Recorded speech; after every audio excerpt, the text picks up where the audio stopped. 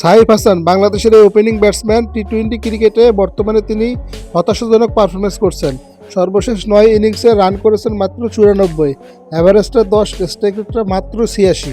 West ইন্ডিজের বিপক্ষে ৩ match টি-20 সিরিজে ৮, ৫ এবং ২৩ রান করে এবং আয়ারল্যান্ড সিরিজে ৬, ২২ এবং ১৯ রান করে আউট হয়ে যায় সাইফ হাসান এবং বিপিএলে ৩ ম্যাচে করেন মাত্র ১১ রান।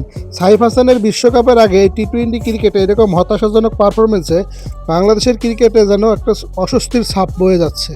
সামনেই টি-20 বিশ্বকাপ, সাইফ হাসানের এরকম হতাশাজনক পারফরমেন্স বাংলাদেশ ক্রিকেটের জন্য যে ভালো হবে না সেটা সবাই বুঝতে পারতেছে।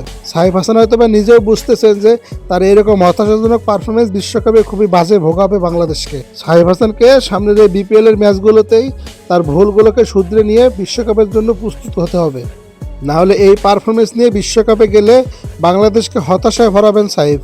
সাইফ হাসানের সাম্প্রতিক সময়ে ব্যাটিংয়ে টেকনিকে ভুল দেখা যাচ্ছে।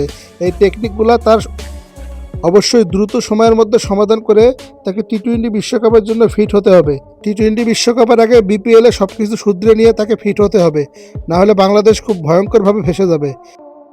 সাইফের ব্যাটিং নিয়ে সবাই কমেন্ট করতে পারেন।